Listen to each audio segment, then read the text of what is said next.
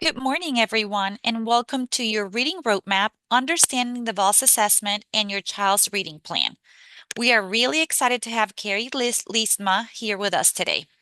Carrie Liesma is a Fairfax County Public Schools education specialist for literacy intervention, whose career is dedicated to making literacy accessible for every learner. With a strong foundation built on 12 years as a special education teacher and a reading specialist degree, Carrie is an Orton Gillingham master instructor and certified letters, which is language essentials for teachers of reading and spelling 1 and 2 facilitator. Carrie believes that literacy is a civil right, passionately advocating for instruction that is precisely tailored to make sense to the student's brain. Today, she will share information about literacy interventions and how to best support your student. Please welcome Carrie Liesma. Hello, hello. Thank you. Thank you so much. I'm excited to be here. Um, so today we are going to be talking about understanding reading plans and getting a better understanding of what reading plans are and how you can support your students with reading plans. And so our three main outcomes today are we're going to learn about reading screening or reading assessments in the state of Virginia and Fairfax County. We're going to talk about what is a reading plan and what's included in a reading plan. And then we're going to explore some at-home support.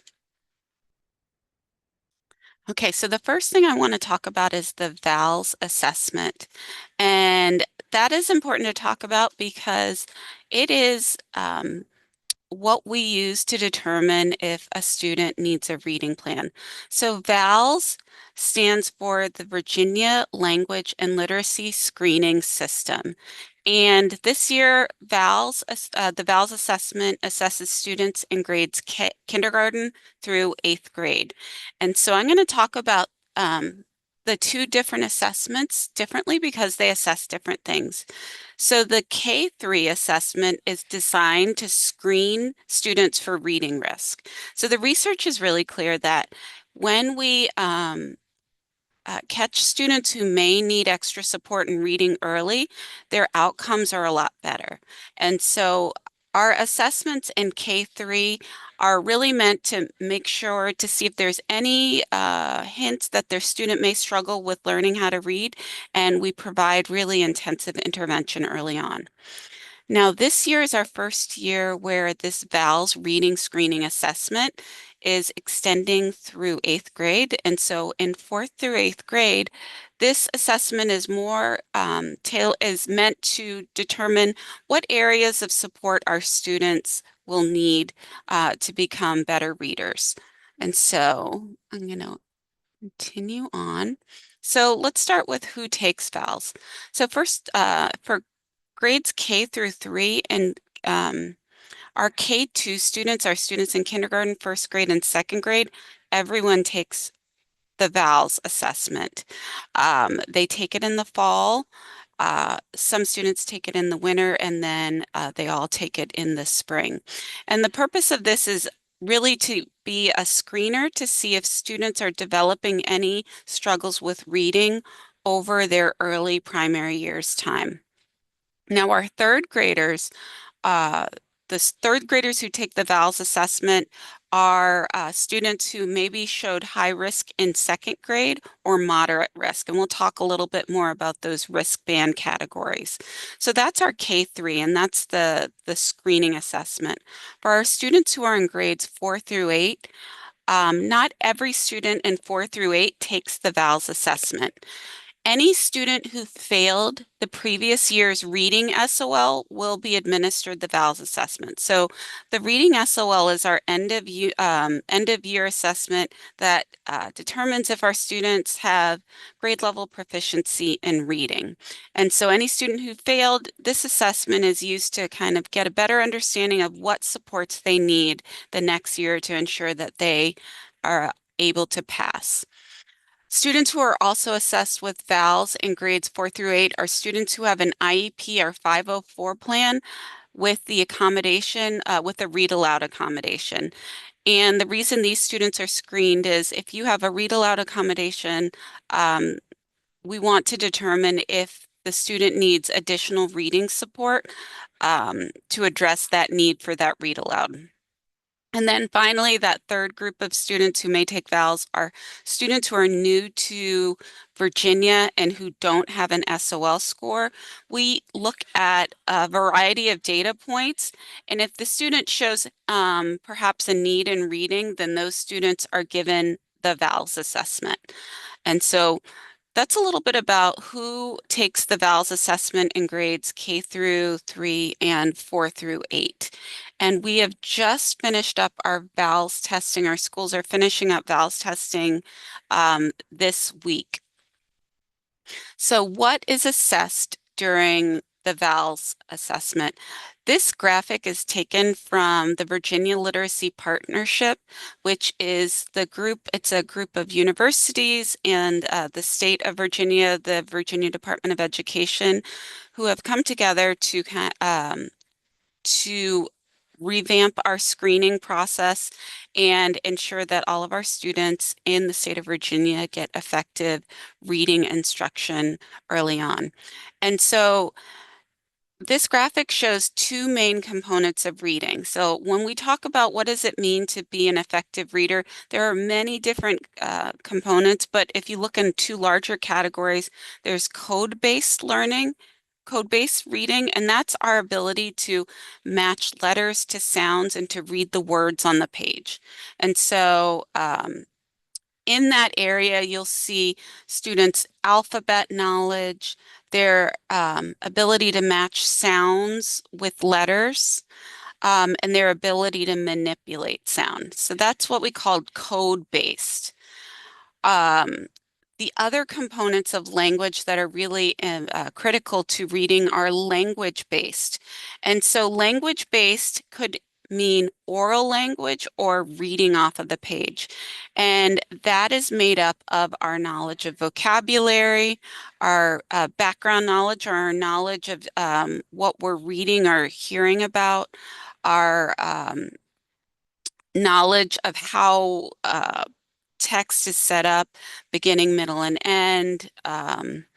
It's also our ability to make inferences and read between the lines. So these are the two larger components of reading, and they are what are assessed in the VALS assessment. So I'm going to talk a little bit about each of the VALS assessments because they are different. And then we'll talk about what does that mean. So in the VALS K through 3 assessment, I mentioned that there's code-based assessment and there's language-based assessment. In the code-based assessment, students are assessed on their knowledge of the alphabet. They are assessed on their knowledge of phonological awareness. So phonological awareness is our ability to hear uh, the smallest components of language and manipulate it.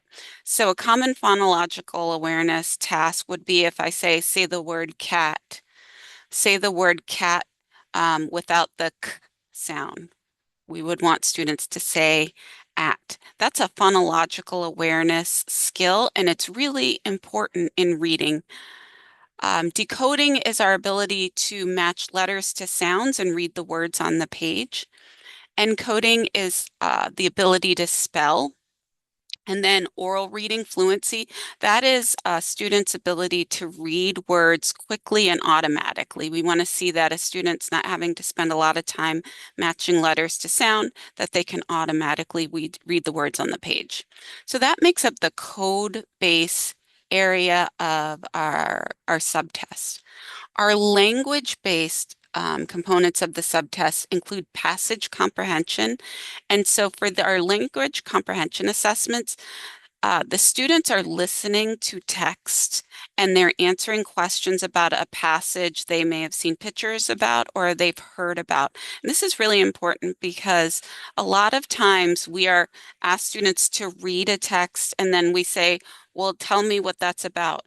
But we don't know if the students are struggling with their ability to read the letters off the page and match those to sounds, or if they are struggling with understanding the way the language is set up.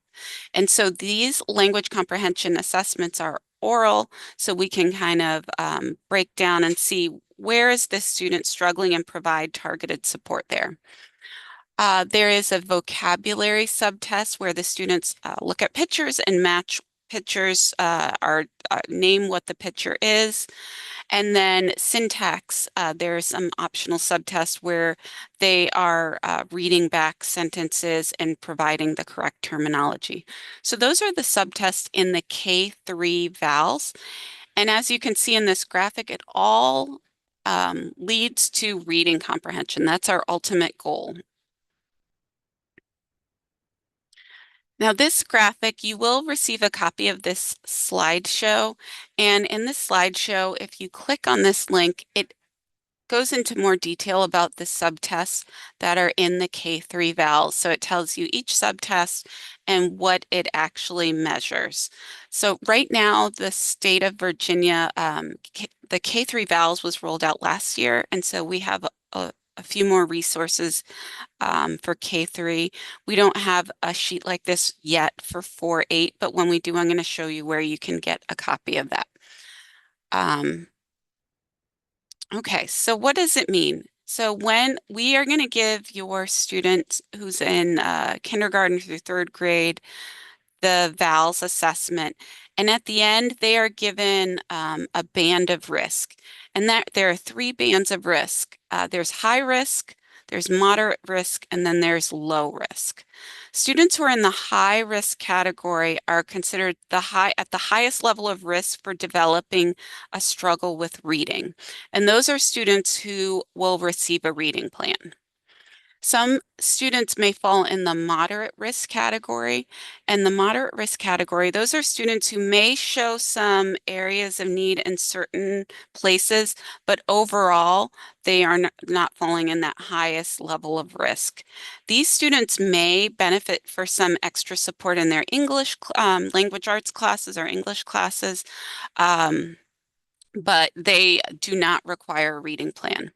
And then we have students at the low risk. Low risk are considered the lowest risk for developing reading difficulties, and they're going to continue to receive instruction, their core instruction, language arts instruction.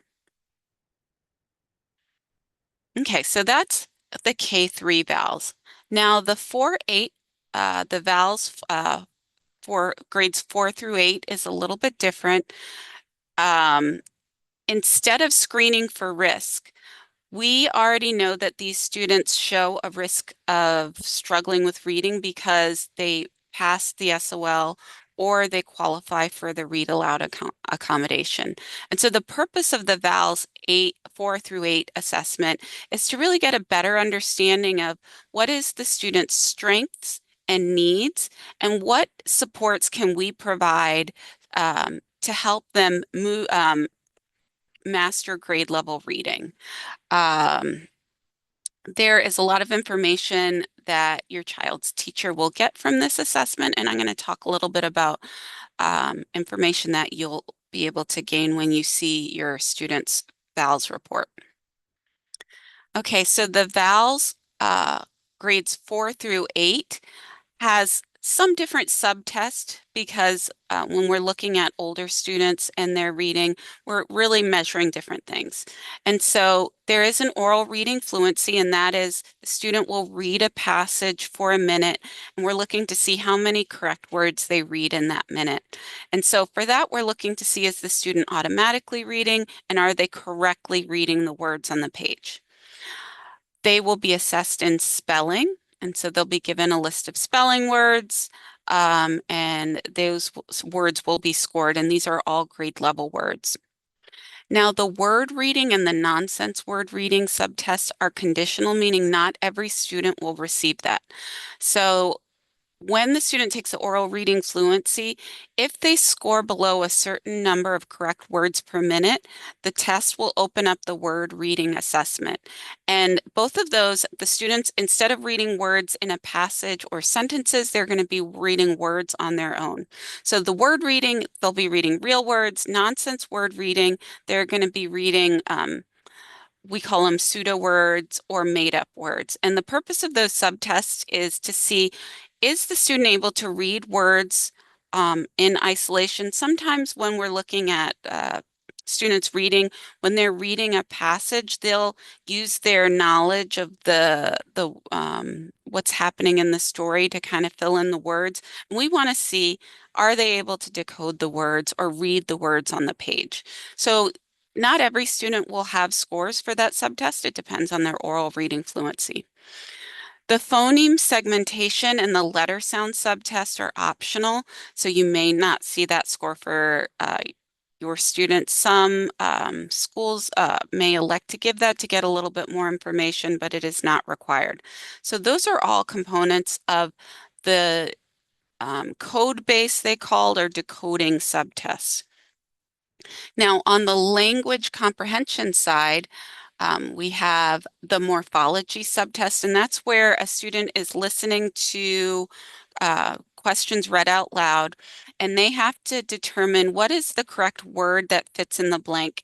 And those words may have a different prefix or suffix, or the base or the middle part of the word may be different. And so that is a multiple choice assessment that they are going to listen to. And once again, that's going to measure that language comprehension.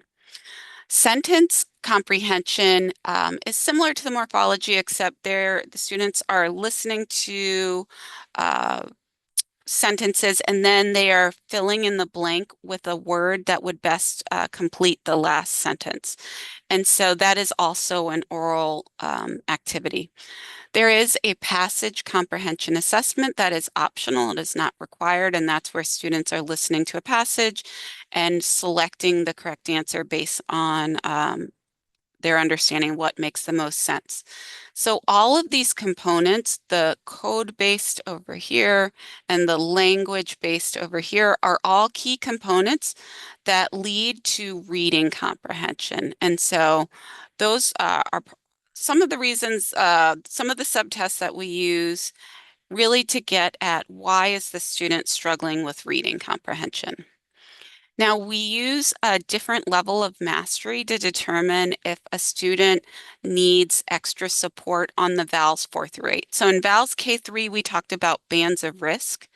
In VALLSS 4 through 8, we're talking about levels of mastery, and there are 3 levels of mastery that a student can get under each subtest.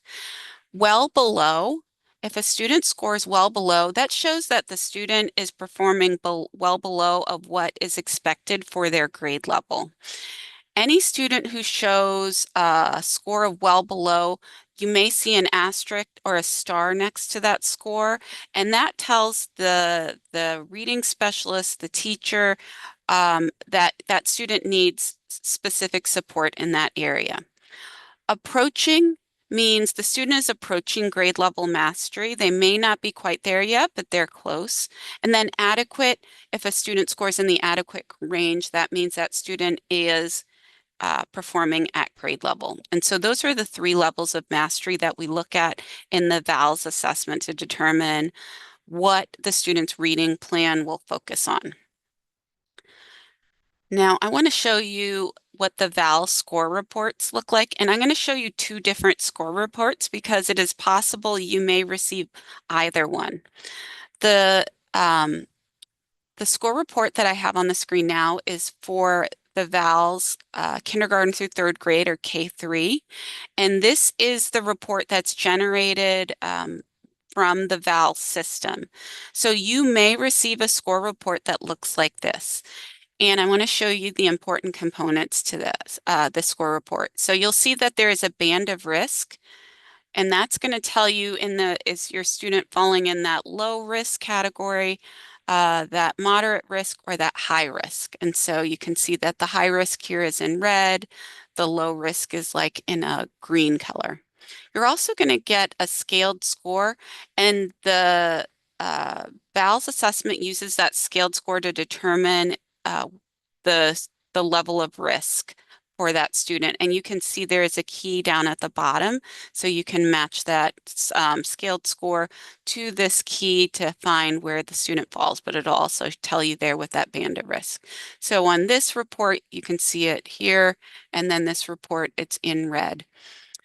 And then for the VALS K through 3, there are also going to be instructional indicators. So any area where the student fell well below what we would expect, that score is going to have an asterisk or a star next to it. And so, for example, this student, their real word decoding was well below what we would expect at grade level. And so that is indicated with a star.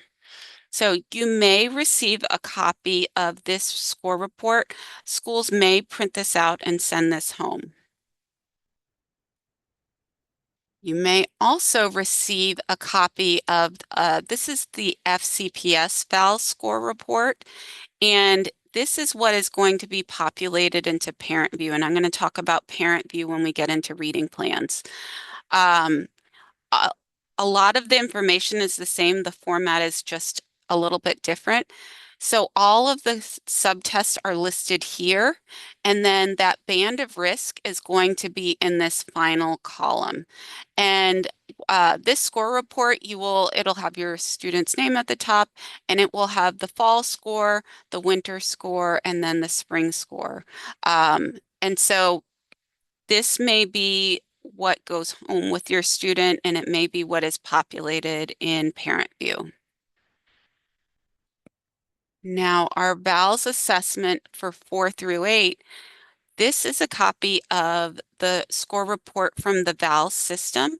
You may receive a copy of this score report, and it's set up a little differently. And there's no bands of risk in 4 through 8. We have those indicators, and that gives you that level of mastery.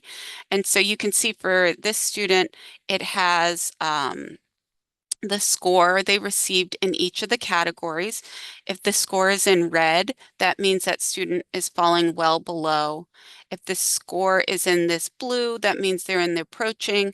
And then if it's in the green, that means that student score is in the adequate range. And there is a separate chart for the oral reading fluency over here. And so if the student's oral reading fluency, and you can see those two scores here, fall in the below the 25th percentile, it'll be in red. If it's in the 26th to 50th percentile, it'll be in yellow, 51st to 75 in blue, and then 76 to 100 will be in green. And so this VALS report, your child's teacher or reading specialist is going to analyze this and determine what is the best goal and plan for them. Now, your student who's in grades 4 through 8 may also receive a score report, and this is an FCPS score report. This is a sample one, and you'll see that it does have the score, what the max, the most points that student could get, and then it'll give you the status. Is that student approaching, well below, or in the adequate level? This score report is the one that's going to be populated into Parent View. Okay. And so that is a little bit about the VALS assessment. So the VALS assessment is our first step when we're creating reading plans. So we give our students the VALS assessment, and then after the VALS assessment is completed, we're going to analyze that information and we're going to create reading plans. And so I told you that the window just closed for our VALS assessment for grades 1 through 8. Kindergarten is still testing, and they test through the end of the month. And I tell you that because reading plans will not be available quite yet, because it takes your child's teacher is going to analyze this information with the reading specialist and create a reading plan. So let's talk a little bit about what's included in the reading plan. So the reading plan is a personalized roadmap that is guiding your student and your student's teacher and reading specialist or reading team into the best way to support your student in becoming a proficient grade level reader. And so there are different criteria based on our different bands of who is getting a reading plan. So in grades K through 3, any student who falls in that high risk category will receive a reading plan. And those reading plans will last for the year. Um, a student can fall in the high risk category in the fall. We test students, I mentioned before, again in the winter. So let's say in the fall they're in moderate risk or low risk, but when we test them in the winter, they fall in high risk, they will qualify for a reading plan. Now, in 4 through 8, students who require a reading plan are students who failed the spring SOL. There are students who had the read aloud accommodation either through an IEP or a 504 and had instructional indicators in the well below category on their VALLSS, or students who did not take the SOL last year and on their iReady assessment, which is a growth tool that we use, shows that they're at 2 or more grade levels below grade level. So those are the students who will require a reading plan in K through 3 and 4 through 8. And so how we develop our literacy plans is first we give our assessment, we give our VALS assessment.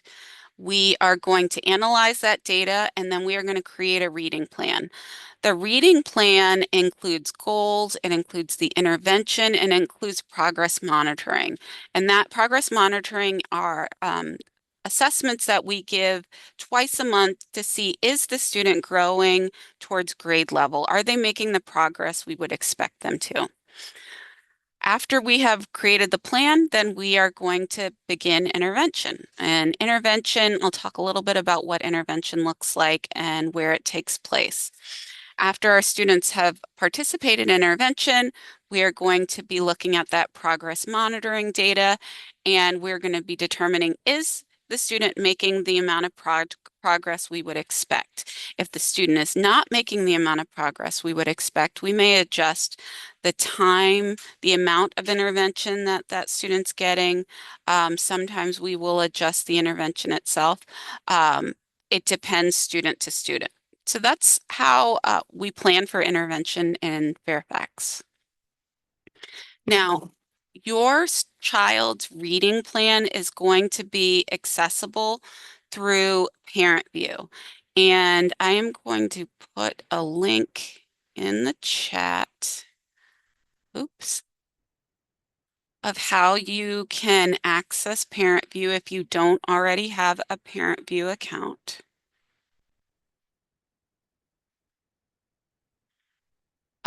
And what I'm going to be showing you is what the reading plan looks like in Parent View, because that's how you are going to be able to access or see your child's reading plan and their progress. So if you don't have a Parent View account, you can use the QR code to sign up, or you can click on the link to register for a Parent View account.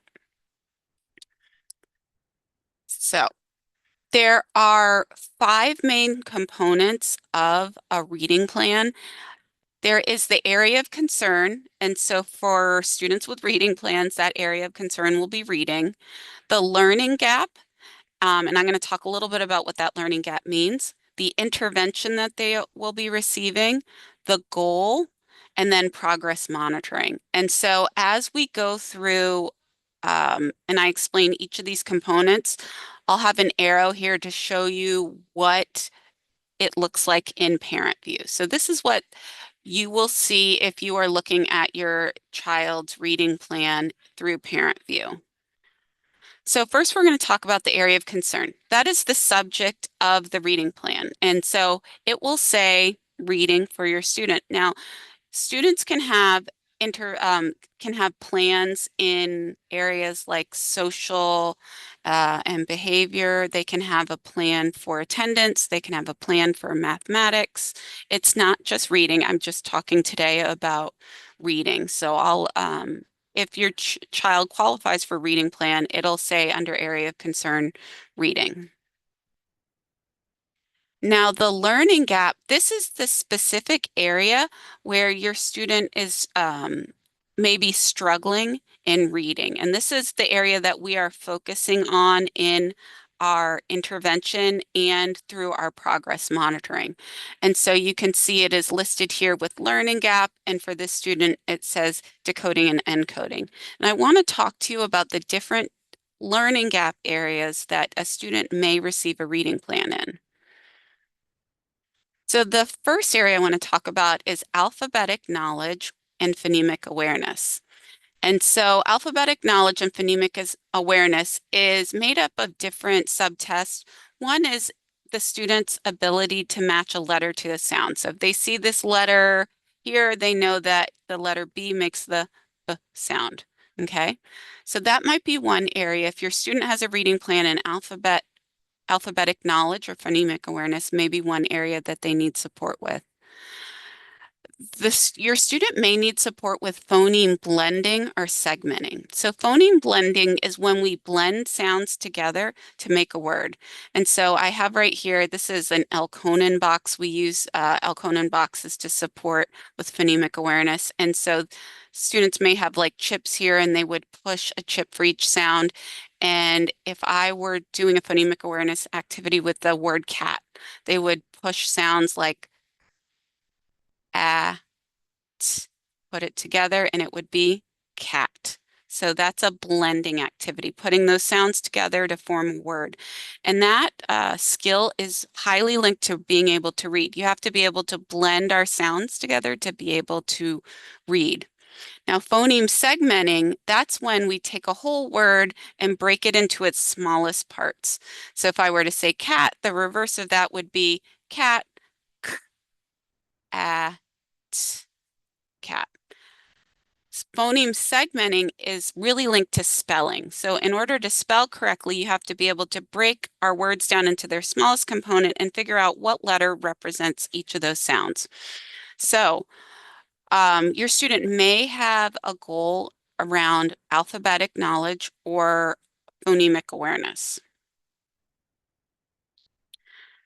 Now, I would say many of our students, their reading goals are focused around decoding and encoding. So decoding is our ability to look at a word and sound it out and put it together. So in the picture, you have, the student, the dad helping the student reading the word bus or duck. And so that's matching each of those letters, putting it together to be able to read the word on the page.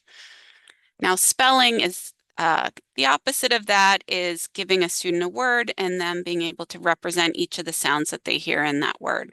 So many of our students, their reading goals are focused around decoding and encoding,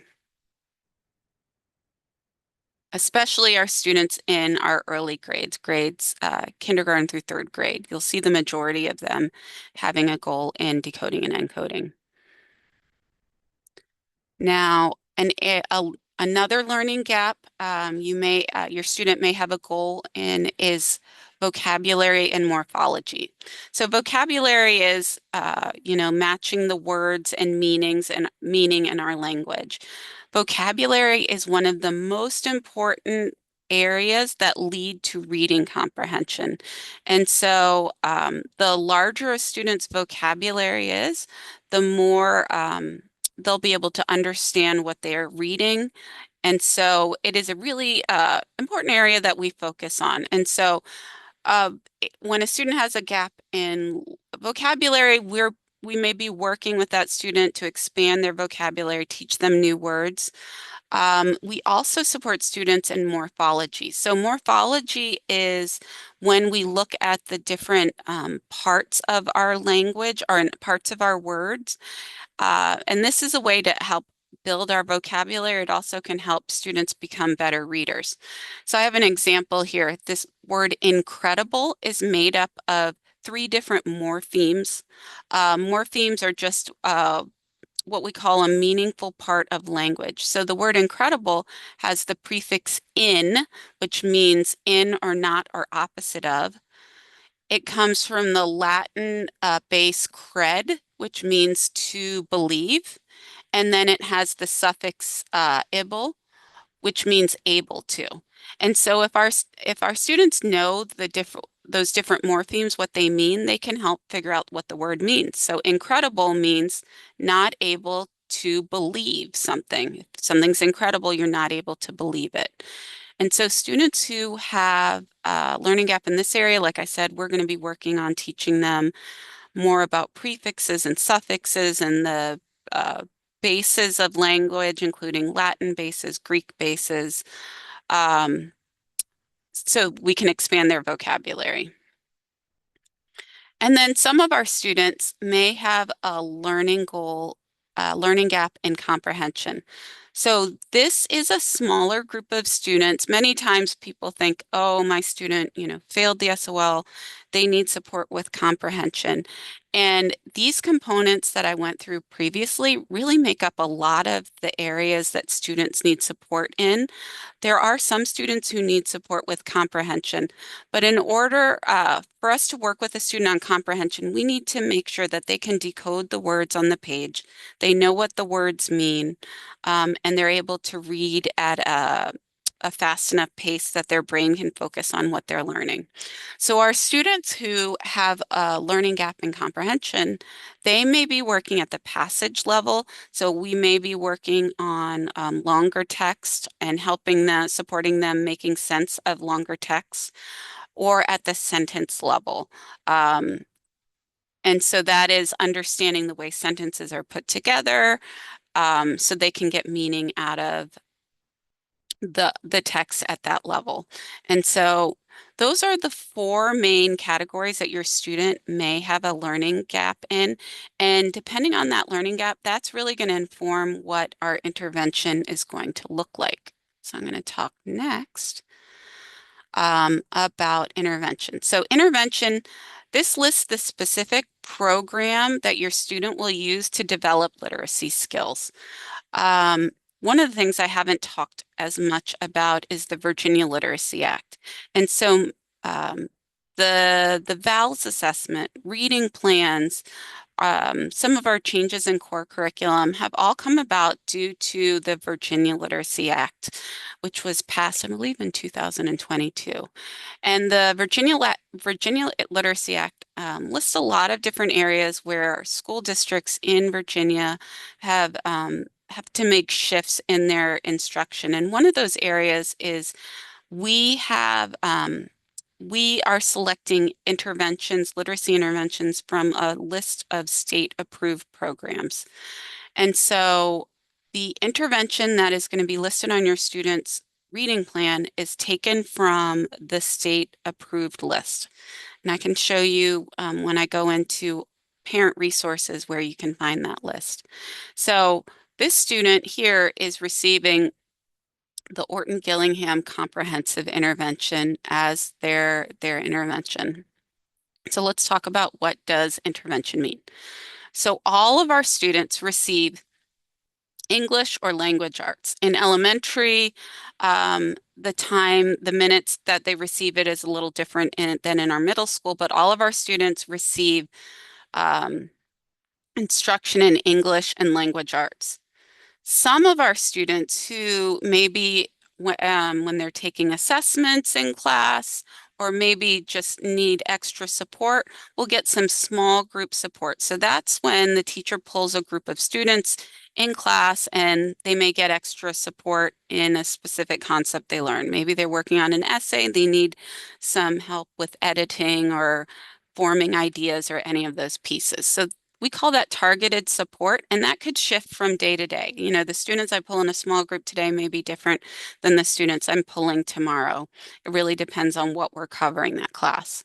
Now, literacy intervention, this is targeted instruction that we base on that VALS assessment. Literacy intervention happens in addition to language arts. And so our students who are receiving literacy intervention receive their entire block of language arts or English, and they also receive instruction in intervention. So in elementary school, that time generally is an intervention block where the student is pulled maybe by their English teacher or another teacher. It could be a reading specialist or another resource teacher, and they'll get support specifically in the area that VALS showed as an area of need. In our secondary or middle school, our students may have another class that they go to that takes the place of one of their electives, and they receive their literacy intervention in that time. Students in middle school also may receive their literacy intervention support in advisory, um, sometimes called homeroom, and that's that time where students, can get support in any of their classes. Some of our students receive their intervention in that time. So the interventions that we have in FCPS are taken from the state-approved list, and they are aligned with those areas that I talked about before. So our code-based programs, those are our programs that support our students in decoding, include our Orton-Gillingham programs, either through IMSE or BrainSpring, Spire. We use Youthline in some schools, and a program called Rewards is for our older students who need decoding support.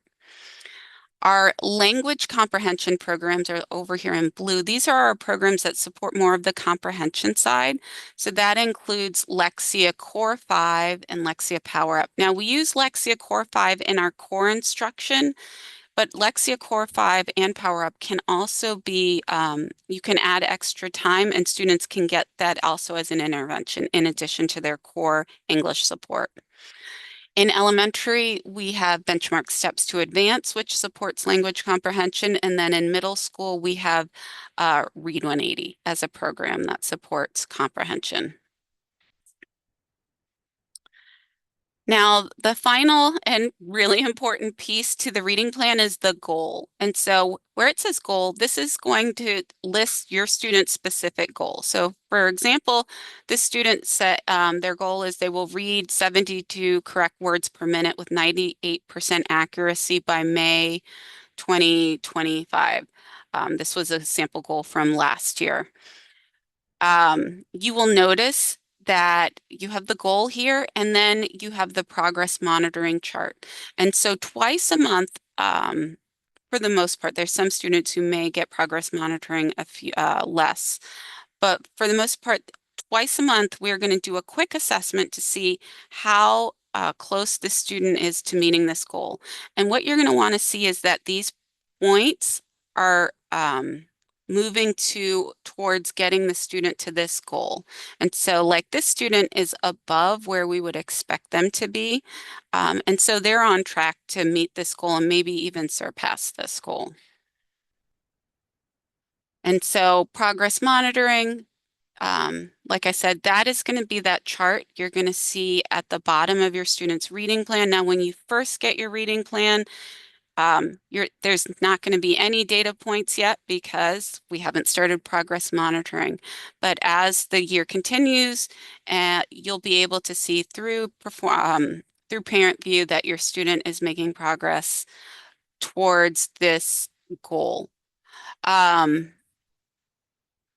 Okay. So that is what's included in a reading plan. I want to talk about our two special populations, students with disabilities. So students with disabilities are students who have an individualized education program or an IEP. Students with an IEP still may qualify for a reading plan if they demonstrate a need on the VALLSS assessment. This includes our students who are accessing the adapted curriculum. These reading plans will be created in conjunction with the IEP team and reflect VALS data, including previous data sources, their educational testing, any eligibility assessments that the IEP team has used to make decisions. If you have questions about your child and a reading plan that has an IEP, you're going to want to reach out to your child's case manager, and they're going to be able to talk you through what the reading plan will look like for your student.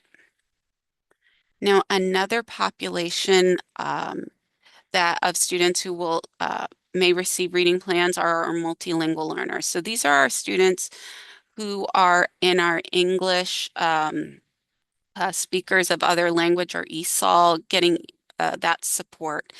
Um, our multilingual learners may still qualify for a reading plan because these students are building language skills in English. They are still going to receive English language development. That is a requirement that they receive English language development as a part of their core instruction. Literacy intervention will happen in addition to that. So they won't be receiving one or the other, they will be receiving both. Literacy interventions will be provided that focus on building English language and building students' literacy. So that is important to note. Now, I'm sure many of you are wanted to learn about reading plans and all of these components, but you want to know how you can support your child at home. Um, and so I wanted to show you some resources that are great ways for you to learn more and for you to support your student at home.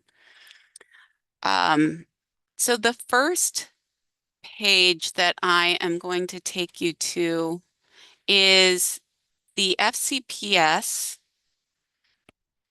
literacy support page, and I can drop this in the chat. Now I'm going to tell you that right now we have some updates to make to this page, and so it should be changing, but they link out to some really useful resources here. So the Virginia Literacy Partnership I mentioned before, that is the group that created the VALLSS assessment. That is the group that has been integral in rolling out the Virginia Literacy Act, has different ways, resources to support literacy at home.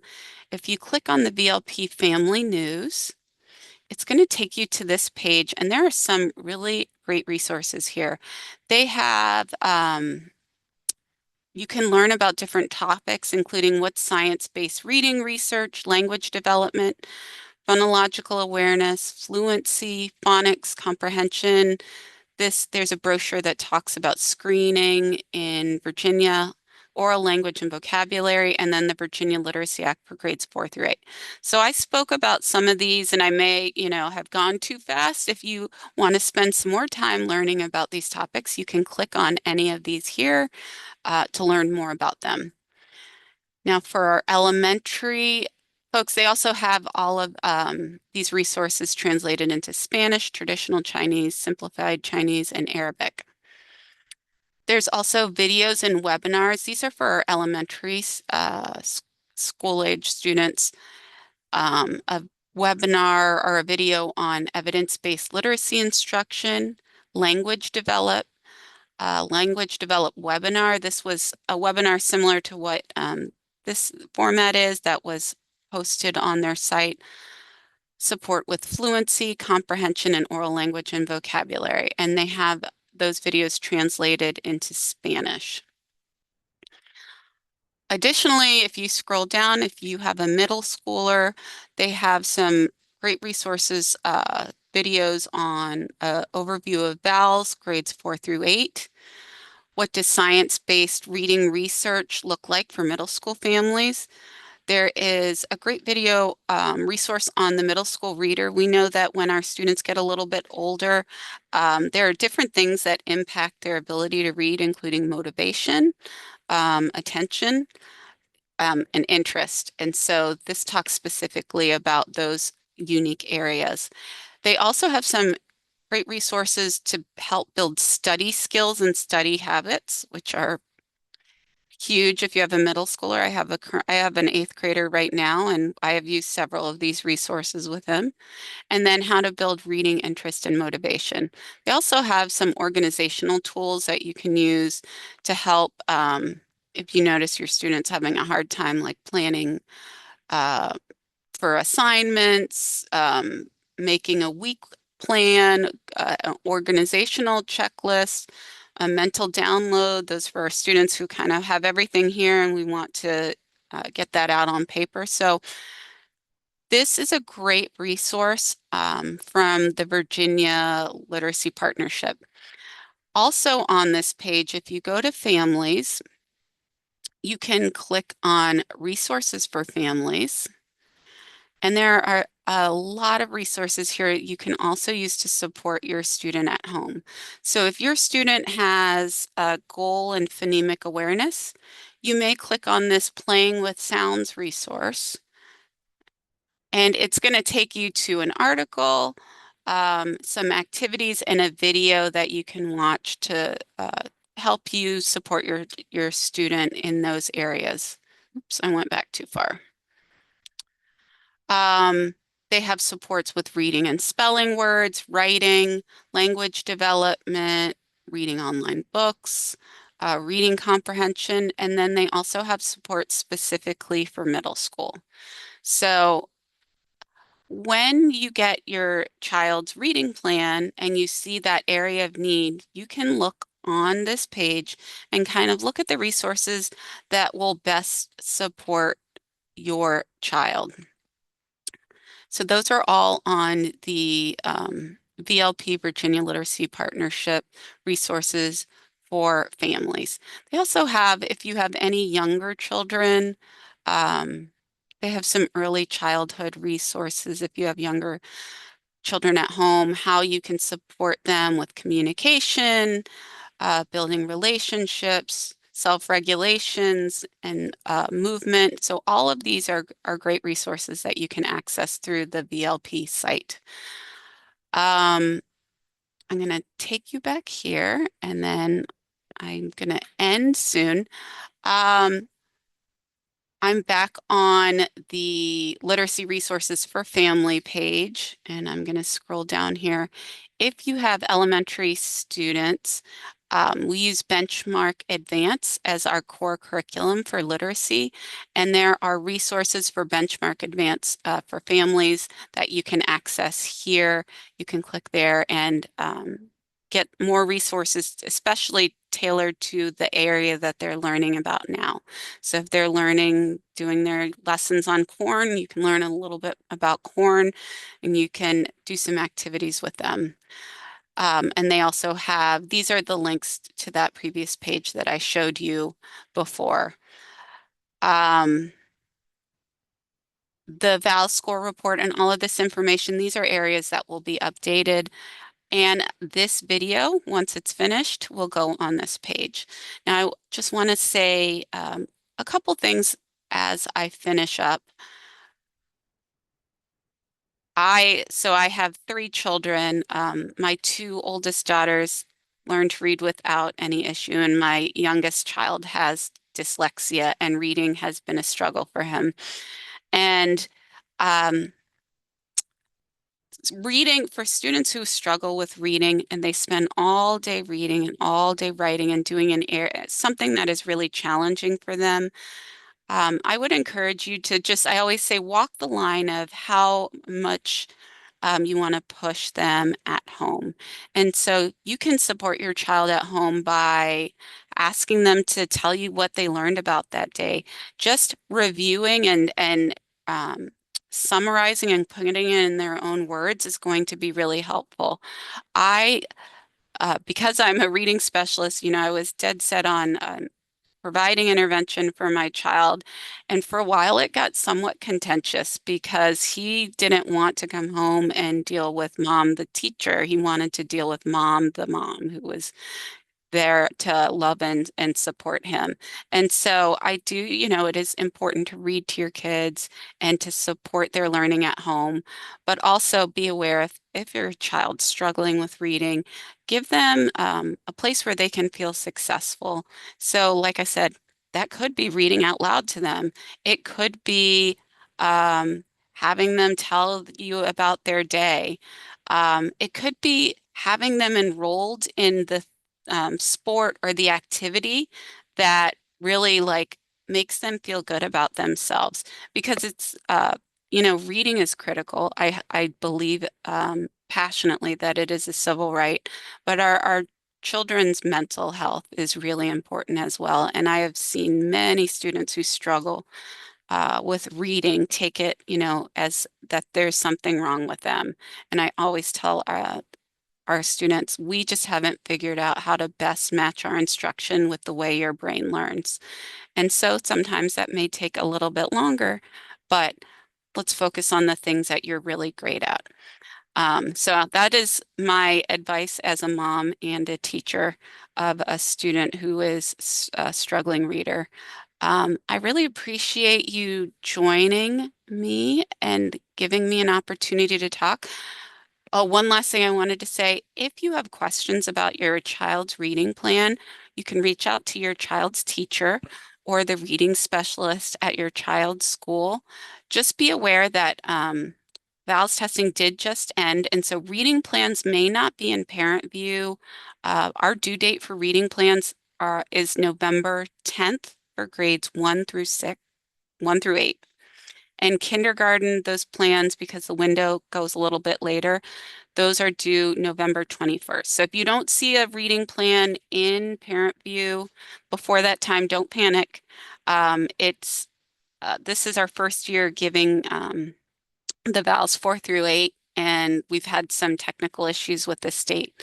And so we are expecting those plans to be in by the 10th. But I think that's it.